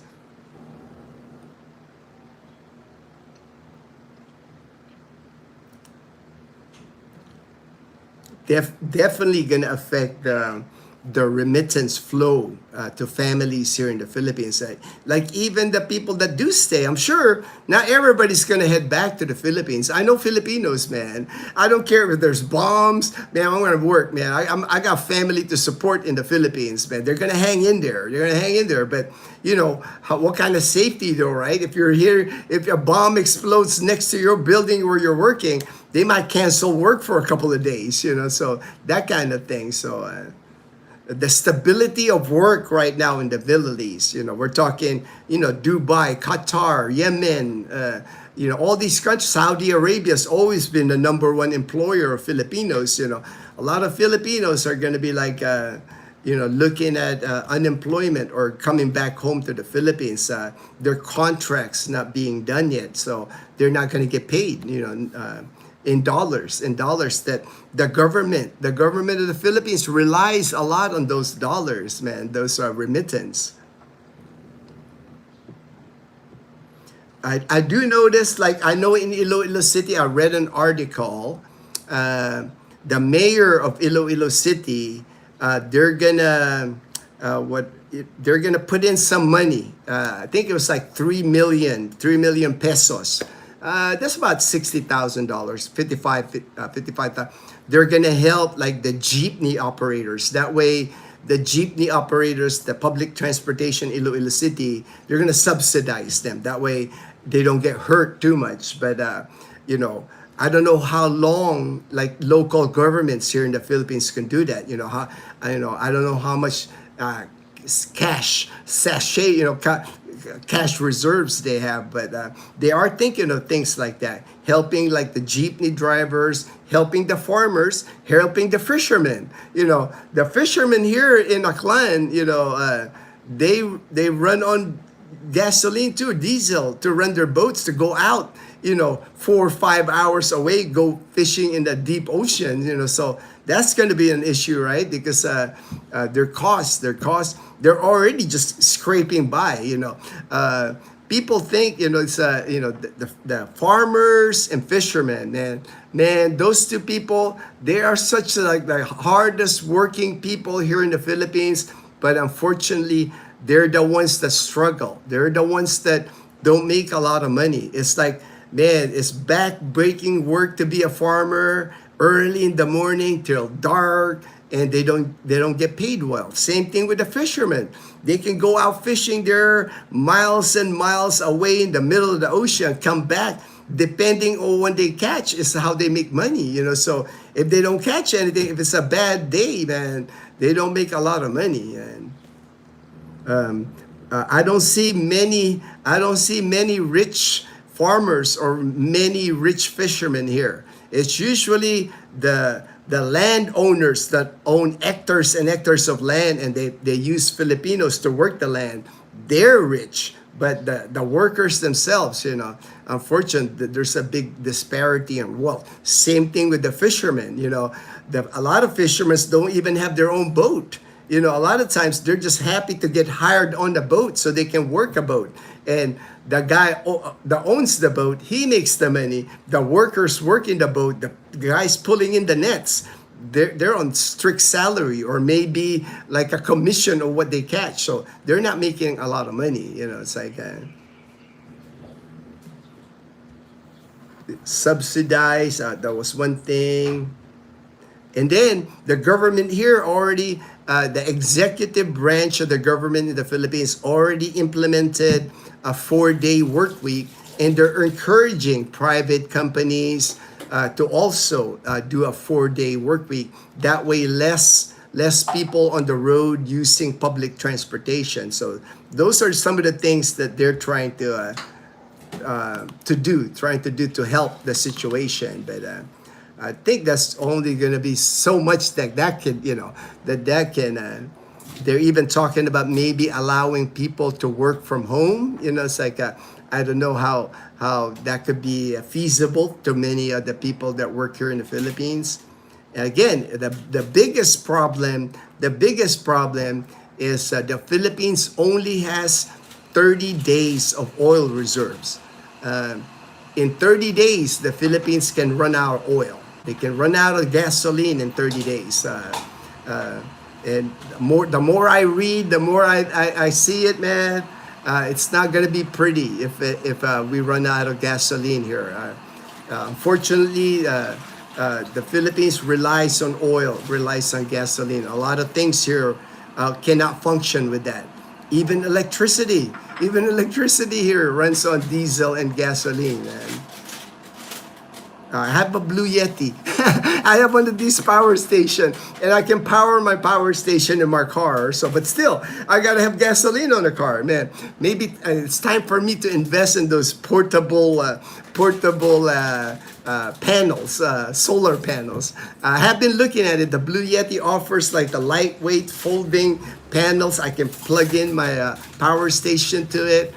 So maybe it's time for me to invest. I think the last time I looked at it, it was around $180 for it. So I think I'm finally gonna invest in it.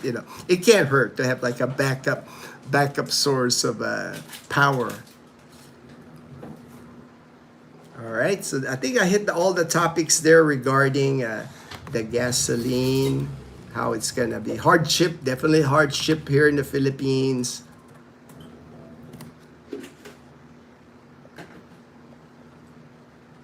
Belus, I do everything wire to cash, and it works well with cruise. Just always do a written receipt for big purchases. Don't do pawns, loans. Okay, if someone needs money, they will work or send family. Yeah, worst thing you could do here is to lend money. It's like if you lend money in the Philippines, kiss it goodbye. You'll never see your money. If you're one of the people that believe that people will pay you back, kiss it goodbye. You're not gonna see. If you lend money, it's gone. That money's gone. You just donated that money. Time to go fishing with the girls. I know, right? Stock up. Mom, trying to go fishing. Captain Ron said, time to go fishing. We gotta stock up on fish.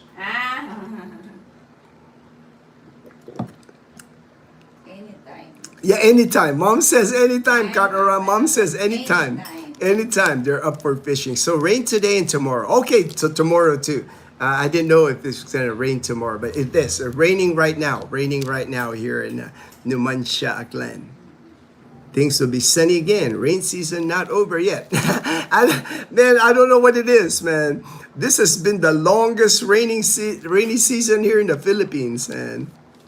Michael Malasas, my brother in Northern California. Hello, hello.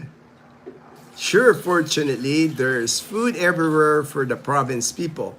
The big cities tend to really worry. 4-day work week means they will work 2 jobs.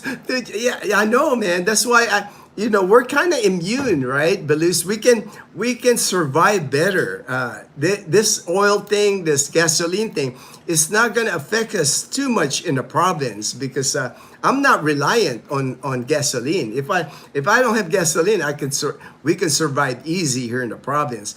I cannot say that for people living in the big cities. It's going to be a struggle. Like imagine if you live in Metro Manila and they run out of gasoline at the gas station, and people in Manila, I know they rely on their vehicles. They travel to go to work. It's like how's that gonna go for them? For here in the province, we live such a simple life here. It's like during the pandemic was an example.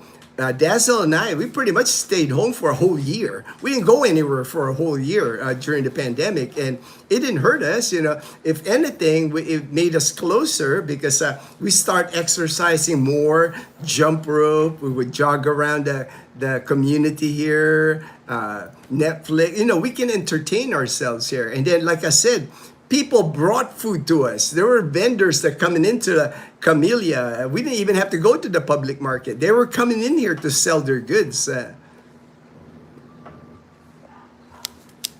Belus, enjoy your day. God bless. Thank you, Belus. Enjoy your day, brother. God bless. Derek, El Nino.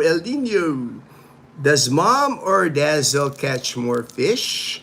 Oh yeah, I'm not worried about them catching fish, man. Every time we go to Loola's fish farm, they're coming home with at least like 4 kilos, 8 pounds of tilapia, man. So if we go there, they'll catch it.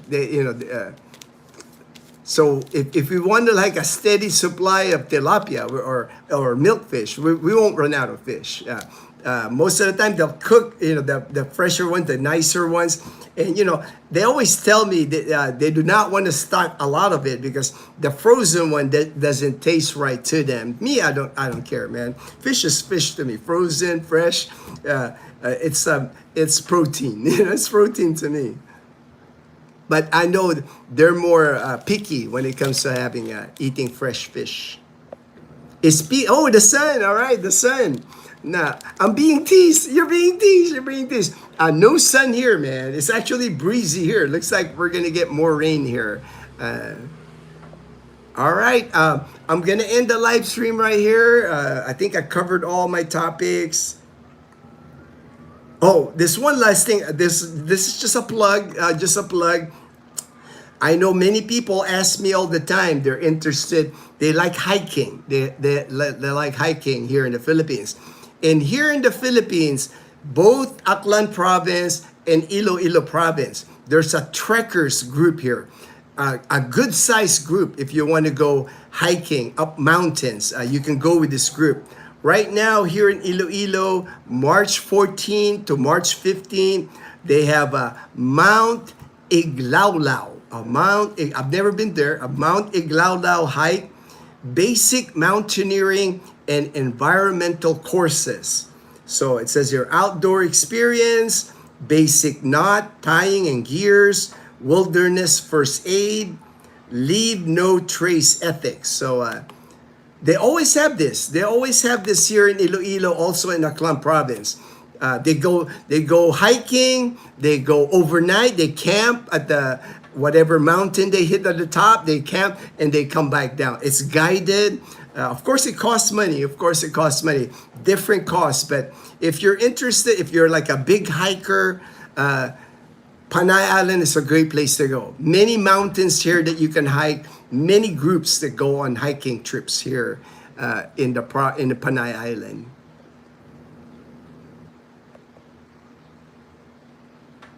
One, it's tragic and inspiring that going off-grid is something that can be done in the Philippines with a little bit of seed money. Hello, Panay Posse! I am hoping all is well. All is well. Have a great day, everyone. All right, Bon. Have a great day, my brother. All right, Michael S., my brother for another. God bless and have a great day. Have a great day, my brother. Take care. All right, God bless, Lowell. The Expat Information Network is announcing a hiking get-together. All right, there you go. Hiking get-together. Hiking and camping. Yeah, hiking and camping. All right, Bon. All right, take care, everyone. Everyone, have a good day. Everyone, stay blessed. Stay blessed.